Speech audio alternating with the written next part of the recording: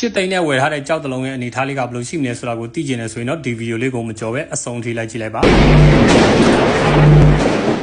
အားလုံးပဲမင်္ဂလာပါဒီနေ့ကျွန်တော်မျှဝေပေးလိုက်တဲ့ကြောက်လေးတစ်လုံးကတော့မော်စီစာကြောက်လေးတစ်လုံးပဲဖြစ်ပါတယ်ဒီကြောက်လေးကတော့ကျွန်တော်တို့တွေရှစ်သိန်းနဲ့ဝယ်ပြီးတော့မှခေါင်ကြည့်တဲ့ကြောက်လေးတစ်လုံးလေးဖြစ်ပါတယ်ကြောက်လေးရဲ့အခုနေပနာမှာရိုက်ပြတဲ့အနေထားမှာကြောက်ရဲ့အခွန်လေးကဆူဆူလေးကိုမိတ်ဆွေတို့တွေမြင်တွေ့ရမှာပါရန်ကောင်းလေးကတော့နည်းနည်းလေးလုံးတယ်ကြောက်ရဲ့အနာလေးကတော့မိတ်ဆွေတို့အခုမြင်နေရတဲ့အတိုင်းပဲကြောက်ရဲ့အနာလေးတွေကတော့နည်းနည်းလေးပါပါတယ်ဒါလေးကတော့ကြောက်လေးကိုကျွန်တော်တို့တွေတေချာလေးပြန်ပြီးတော့မှမီးထွန်းပြီးတော့မှကြည့်နေတဲ့အနေထားလေးမှာမြင်နေရတဲ့ပုံစံလေးပဲဖြစ်ပါတယ်အဲ့တော့ကြောက်ကလက်ရှိအနေထားတိုင်းဆိုရင်မီးပေါက်အားလေးကလည်းအတင်းအတင်းလေးတော့ရှိတယ်ဒါပေမဲ့ကြောက်အစီပေါက်ကတော့နည်းနည်းလေးလိုအပ်ချက်ရှိတယ်လို့မြင်ရတယ်တချို့အပေါက်လေးတွေမှာတော့ကြောက်စီလေးကောင်းတယ်လို့ယူဆရတယ်ကြောက်ကတေချာပြန်ကြည့်တဲ့ပုံမှာကြောက်ရဲ့အတခံလေးကတော့နည်းနည်းလေးအကျဲခံပါမယ်လို့ယူဆထားပါတယ်ဒီကြောက်လေးကတော့အနေချင်းလေးပြန်ဆေးကြောပြီးတော့မှပွဲတိုက်မယ်ဆိုလို့ရှိရင်ဒီကြောက်လေးကတော့15သိန်း30ကတော့လွယ်လွယ်လေးရောင်းလို့ရတဲ့အနေထားလေးကြောက်တစ်လုံးပဲဖြစ်ပါတယ်မိတ်ဆွေတို့ရောဒီကြောက်လေးကိုကြည့်ပြီးတော့မှဘယ်လိုမြင်လဲဘယ်လိုသုံးသပ်ချက်ရှိလဲဆိုတာကိုကျွန်တော်ရဲ့ဒီ comment ထဲမှာရေးပေးခဲ့ဖို့ဖိတ်ခေါ်လိုက်ပါတယ်ဒီနေ့ဗီဒီယိုလေးကတော့ဒီလောက်ပါပဲဗီဒီယိုလေးကိုအဆုံးထိကြည့်ပေးတဲ့အတွက်အားလုံးကိုအထူးပဲကျေးဇူးတင်ပါတယ်နောက်နေ့ဗီဒီယိုတွေမှာပြန်လည်ဆုံတွေ့ကြမယ်